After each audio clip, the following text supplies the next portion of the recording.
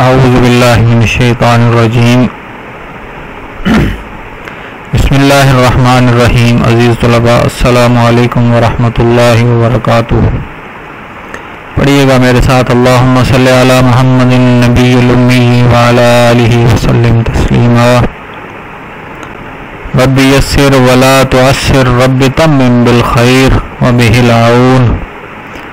رب یسر ولا تعسر رب تمم بالخیر وبہ العون. رب یسر ولا تعسر رب تمم بالخیر وبہ العون. وبک نستعین یا منان یا فتاح. اللہم صلی علی محمد النبی الامی وعلی آلہ وسلم تسلیما کثیرا کثیرا. عزیز طلباء، آپ کے علم میں ہے کہ ہم اردو قواعد انشاء کے بارے میں پڑھ رہے ہیں، اور اردو بے کے حوالے سے جو مڈ ٹرم کا سلیبس ہمیں دیا گیا ہے اس میں 3 اردو ادب کی اصناف کے بارے میں ہم نے پڑھنا ہے، جن میں پہلا ناول ہے، دوسرا افسانہ اور تیسرا ڈرامہ. ہم نے یہ سیکھنا ہے کہ ناول کسے کہتے ہیں، افسانہ کسے کہتے ہیں اور ڈرامہ کسے کہتے ہیں. انشاءاللہ العزیز ہم کوشش کریں گے کہ ان تینوں کو کما حقو سیکھ سکیں، لیکن ان تینوں کو سیکھنے سے قبل ہمیں ادب کے بارے میں، اردو لٹریچر کے بارے میں سیکھنا ہوگا کہ لٹریچر کسے کہا جاتا ہے. پھر ہم ان اصناف کو اچھے سے سمجھ پائیں گے. ادب کا ایک معنی وہی جو آپ کے ذہنوں میں گردش کر رہا ہے، احترام، لیکن اس سے ہٹ کر بھی ایک معنی ہے، اور یہ معنی کیسے اخذ کیا گیا اس کے بارے میں تھوڑا سا ہم آج پڑھیں گے کہ یہ ادب کا یہ معنی کیوں کر اخذ ہوا، کیوں کر لیا گیا. اسے سیکھتے ہیں.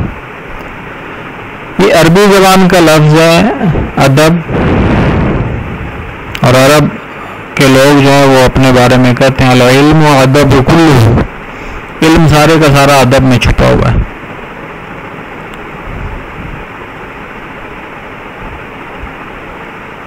اور یہ کہتے ہیں کہ یہ مختلف نوع مفہوم کا حامل ہے.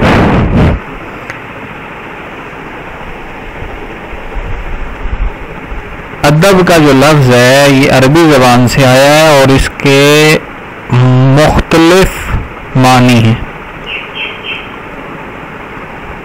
اس کے معنی مختلف.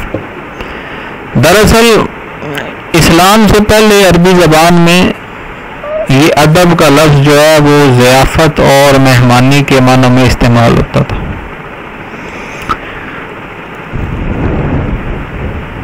آپ جانتے ہیں کہ عرب کے لوگ بڑے مہمان نواز تھے.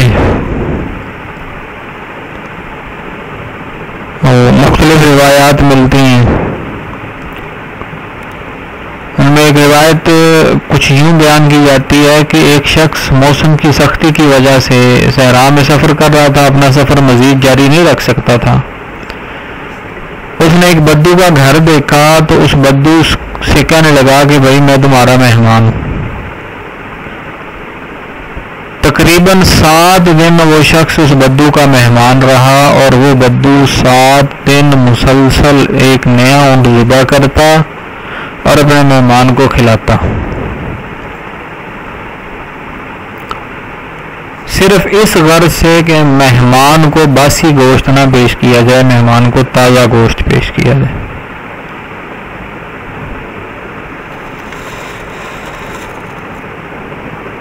اس قدر مہمان نواز یہ قوم تھی. تو وہ جو مہمانی کیا کرتے تھے اسے ادب کہتے تھے. کوئی کسی سے کہتا بھائی میں تمہارا ادب کر رہا ہوں تو اس کا مطلب یہ ہوتا تھا کہ وہ اسے اپنا مہمان بنا رہا ہے. اب دیکھیے مہمان نوازی میں کون کون سی چیزیں شامل ہیں. اگر آپ ان چیزوں کو جانتے ہیں، سمجھتے ہیں، تو آپ بآسانی ادب کو سیکھ جائیں گے. دیکھیے اگر آپ مہمان سے شائستگی سے پیش نہیں آتے، نرمی سے، محبت سے، پیار سے پیش نہیں آتے، آپ کی مہمان نوازی قبول نہیں کرے گا۔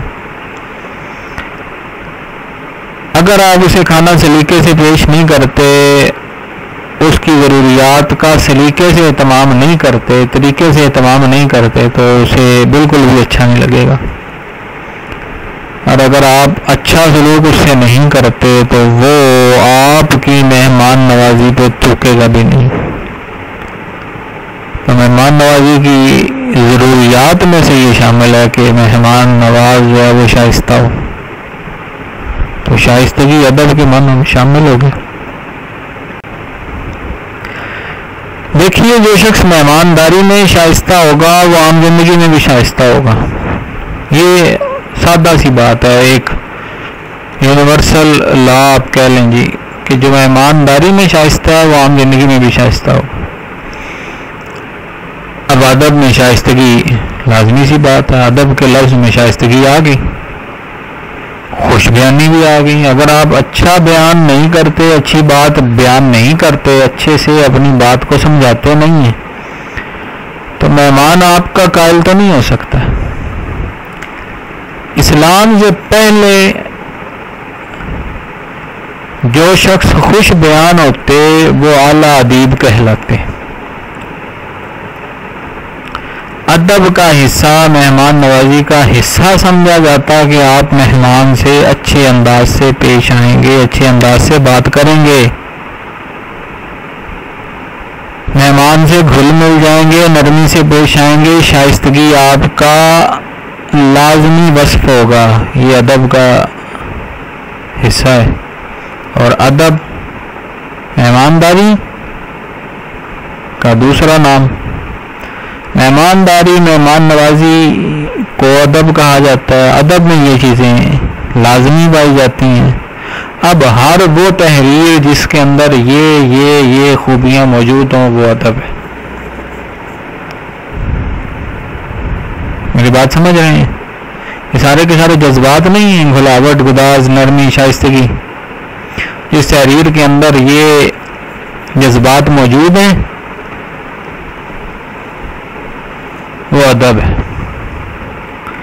جدید دور میں ادب کی تعریف یوں کی جاتی ہے کہ تخیل اور جذبات ہوں۔ ادب کے لیے ضروری ہے کہ اس میں تخیل اور جذبات ہوں، ورنہ ہر تحریری کارنامہ ادب کہلا سکتا ہے۔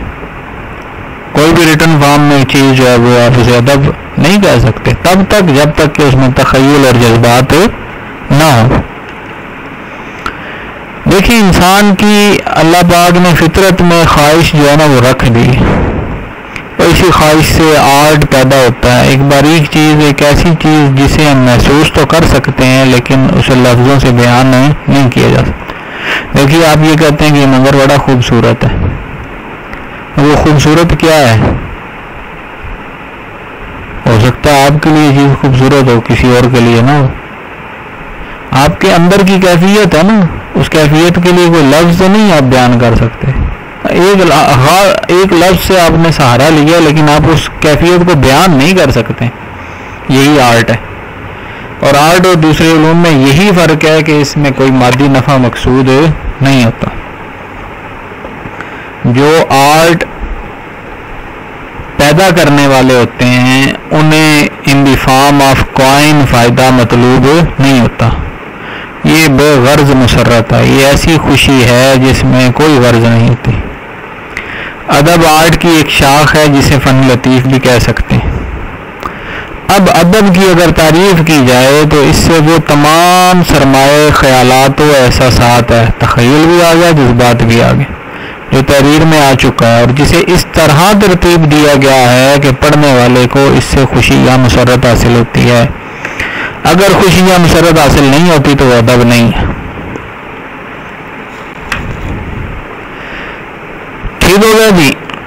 اب ہم ادب کی اصناف کے بارے میں پڑھیں گے، ادب کی صنفوں اقسام کے بارے میں پڑھیں گے۔ ادب کی بے شمار جہتیں صنفیں ہیں جن میں سے 3 کے بارے میں ہم نے پڑھنا ہے۔ آج پہلی صنف ناول کے بارے میں پڑھیں گے۔ ناول اٹالین زبان کے لفظ ناولا سے نکلا ہے، اٹلی اطالوی، ناولا سے نکلا ہے، ناولا کے معنی ہے نیا، ناوا کے معنی ہے نیا۔ لغت کے اعتبار سے اگر ہم لفظوں کی بات کریں تو ناول کے لفظی معنی ہوں گے نادر اور نئی بات، ایسی بات جو کم کم پائی جائے اور نئی ہو۔ اردو میں ناول کی آمد جو ہے وہ مغربی اثر کے ساتھ، یعنی جب یورپ کے لوگ یہاں آئے، برطانیہ، فرانس، اٹلی، جرمنی کے لوگ یہاں برِ صغیر میں آئے، ہندوستان میں آئے، تو ناول جو ہے وہ بھی اردو ادب کا حصہ بنا، اردو لٹریچر کا حصہ بنا۔ ناول سے پہلے اردو میں قصے اور کہانیاں اور داستانیں موجود تھیں، لیکن ناول موجود نہیں تھا، ناول موجود نہیں تھا۔ اگر ہم ناول کی تعریف کریں تو وہ کچھ یوں ہوگی، ناول ایک نثری قصہ ہے۔ اب جانتے ہیں تحریر کی دو قسمیں ہوتی ہیں، ایک نثر جس کی شکل آپ کے سامنے ہے، اور دوسرا شعر ہوتا ہے۔ ایک نثری قصہ ہے جس میں پوری ایک زندگی بیان کی جاتی ہے، اس زندگی سے جڑے ہوئے کرداروں کو بھی بیان کیا جاتا ہے، اور ان کرداروں کا اس شخص پر یا اس کردار پر جو اثر ہوتا ہے اس کے بارے میں بھی بتایا جاتا ہے۔ تو ناول ایک نثری قصہ ہے جس میں پوری زندگی بیان کی جائے۔ اب دیکھیے اس کے اجزاء کون کون سے ہیں۔ اگر آپ ان اجزاء کو سمجھ جائیں تو آپ کے لیے ناول کو سمجھنا بہت آسان ہے۔ ناول کے کل 6 جز ہیں، ایک ایسی کہانی، ایک ایسا قصہ جس کے اندر یہ 6 جہتیں پائی جائیں، یہ 6 ویلیوز ہیں، انہیں اگر وہ فلفل کرتا ہے تو اسے ہم ناول کہیں گے۔ ان 6 ضروریات کو اگر وہ پورا کرتا ہے تو اسے ناول کہا جائے گا، اگر نہیں کرتا تو اسے ناول نہیں کہا جائے گا۔ سب سے پہلی چیز ہے جی کہانی، کردار، جو مرکزی کردار ہے اس کی کہانی کیسے بیان کی گئی ہے۔ اگر ہم ناول کی مثالوں میں ایک ناول پڑھیں گے اداس نسلیں، اس کی کہانی اگر آپ دیکھیں تو وہ ایک ایسے شخص کی کہانی ہے جو تحریک آزادی پاکستان کو قریب سے دیکھتا ہے اور کن حالات سے گزرتا ہے اس کے بارے میں بتایا گیا اس ناول کے اندر۔ اب اس کہانی کا پلاٹ کیا ہے؟ پلاٹ وہ 1947 سے پہلے کے حالات جن کو سامنے رکھ کر وہ ناول لکھا گیا ہے۔ اب 1947 کی تحریک آزادی پاکستان آپ ذہن میں لائیے، وہ یہ اس کہانی کا، اس ناول کا پلاٹ ہو گیا۔ کردار، اب مرکزی کردار سے جڑے ہوئے دوسرے رشتے۔ اب دیکھیے میرا پتر، آپ اپنے آپ کو اگر فرض کریں تو آپ سے جڑے ہوئے بے شمار رشتے ہیں۔ سب سے پہلے بہن، بھائی، اماں، ابا، دادا، دادی، نانا، نانی، ماموں، مامی، چچی، خالہ، پھپھو، الا حاصل قیاس، آپ کے دوست احباب، آپ کے اساتذہ، تو یہ سارے کے سارے جو مرکزی کردار سے جڑے ہوئے کردار ہیں ان کا ذکر اس ناول کے اندر کیا جاتا ہے۔ یہ ضروری نہیں ہے کہ ہر کردار کو بیان کیا جائے، چند مخصوص کو بھی بیان کیا جا سکتا ہے۔ آگے ویو پوائنٹ، نظریہ، جو کہانی بیان کرتے ہوئے مصنف کے ذہن کے اندر خیالات کا بہاؤ ہے، وہ کس نظریے کو ٹچ کرتا ہے، اسے اس کا ویو پوائنٹ کہیں گے۔ آپ اس سے اتفاق بھی کر سکتے ہیں اور انحراف بھی کر سکتے ہیں۔ آپ چاہیں تو اسے مان لیں، چاہیں تو انکار کر دیں، لیکن مصنف اپنا ویو پوائنٹ ضرور پیش کرتا ہے ناول کو لکھتے ہوئے۔ اگلی خوبی ہے، اگلا جزو ہے زبان و بیان۔ زبان اس ناول کے مصنف نے کیسی استعمال کی ہے؟ آیا عام ہے یا کہ فصاحت و بلاغت سے بھرپور ہے؟ اور پھر دوسری چیز اس کا امپیکٹ ہے، جو زبان اس نے استعمال کی اس کا کہانی پر امپیکٹ کتنا ہے، اچھا ہے یا برا ہے، اس کے بارے میں۔ اس کے بعد ہے جی منظر نگاری۔ کسی بھی کردار کو بیان کرتے ہوئے مصنف جب کسی منظر میں سے گزرتا ہے، کوئی خاص واقعہ بیان کرنا چاہتا ہے، تو اس سے پہلے حالات کو بیان کرتا ہے کہ کن حالات میں یہ کردار کون سے کام سے گزر رہا ہے، کس کیفیت سے گزر رہا ہے، اسے منظر نگاری بولا جاتا ہے۔ مثلا میں ایک چھوٹی سی مثال دیتا ہوں۔ شام کا وقت، جھیل کے کنارے، پہاڑ کی دوسری سمت سورج ڈوب رہا ہے، چاند پر آسمان پر سرخی چھا رہی ہے، سورج ندی کے اندر زردی پھیلا رہا ہے، ندی کا پانی شفاف تھا لیکن سورج کی سرخی سے زرد اور سرخی مائل ہوتا جا رہا ہے۔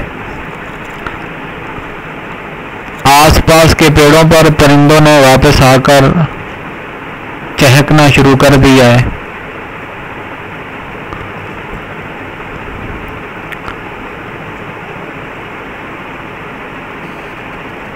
اور انہی حالات میں احمد کا دوست اس سے ملنے کے لیے اس کے پاس آتا ہے اور اسے یہ کہتا ہے کہ میں تمہیں وہاں ہاسٹل میں تلاش کر رہا تھا، تم یہاں ندی کے کنارے بیٹھے ہو۔ دیکھیے بتانا یہ ہے جی کہ احمد کا دوست اسے ملنے کے لیے آ رہا ہے، لیکن اس سے پہلے مصنف نے شام کا نظارہ جو آپ کے سامنے پیش کیا، اسے منظر نگاری بولتے ہیں۔ یہ چند مشہور ناول ہیں جن کے بارے میں آپ سے بات کرنا چاہتا ہوں۔ ابھی میں نے ناول اداس نسلیں کا ذکر کیا، یہ تحریک آزادی پاکستان کے حوالے سے، تحریک آزادی پاکستان کے حوالے سے ایک مشہور ناول ہے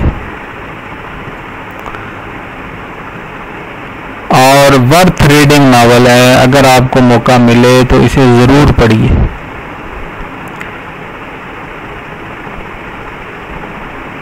اردو ادب کا شاہکار اسے بولا جاتا ہے، اردو ادب کا شاہکار بولا جاتا ہے۔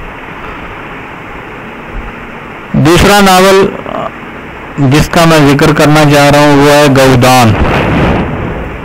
یہ منشی پریم چند اردو کے پہلے ناول نگار ہیں، اردو کے مشہور ناول نگار ہیں، اور یہ ناول بھی پڑھنے سے تعلق رکھتا ہے۔ کالج لائبریری میں یہ ناول موجود ہے، اگر آپ کو موقع ملے تو اس ناول کو بھی پڑھیے گا۔ آگ کا دریا، یہ قرۃ العین حیدر اردو کی مشہور ناول نگار ہیں، ان کا ناول ہے۔ اگر موقع ملے تو اسے ڈاؤن لوڈ کر کے پڑھیں، نہیں تو کالج میں موجود ہے، وہاں سے دیکھ کے۔ امراؤ جان ادا، یہ اردو کا پہلا ناول ہے جی، یہ مرزا محمد ہادی رسوا نے لکھا تھا۔ اس کے بعد ناول ہے جی خدا کی بستی، یہ ایک غریب گھرانے کی کہانی ہے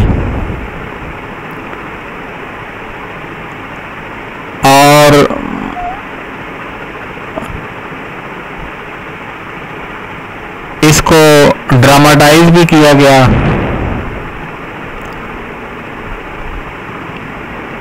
اس کہانی میں کوئی ایسی چاشنی ہے کہ اس ڈرامے کو دیکھنے کے لیے یہاں تک بتایا جاتا ہے جی کہ سڑکیں ویران ہو جاتی تھی جب اس کو ڈراماٹائز کر کے پیش کیا گیا ٹی وی پر. پھر ٹی وی نے پیش کیا.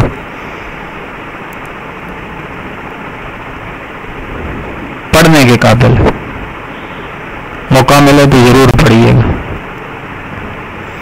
مستنصر حسین تارڑ، ان کا بہاؤ ناول یہ کالج میں موجود ہے، اگر آپ کو موقع ملے تو اسے بھی پڑھیں. بہت اچھا ناول، لیکن ان کی زبان کو انہوں نے جس زبان اور جس انداز سے بیان کیا اسے آپ کے لیول پہ تھوڑا سمجھنا مشکل ہوگا. بہرحال ایک اچھا ناول. عزیز طلباء، آج کے لیے اتنا ہی. جزاک اللہ خیرہ و احسن الجزا. آپ کے کرنے کا کام یہ ہے کہ آپ ناول کی تعریف لکھیں گے، ادب کی تعریف لکھیں گے، ناول کی تعریف لکھیں گے، اور ان تعریفات کو یاد کریں گے. اور مشہور ناول جو میں نے آپ کو بتائے ہیں آخر میں، کون سا ناول کس نے لکھا اس کے بارے میں بھی یاد کریں گے. السلام علیکم ورحمۃ اللہ وبرکاتہ. اللہ حافظ جی.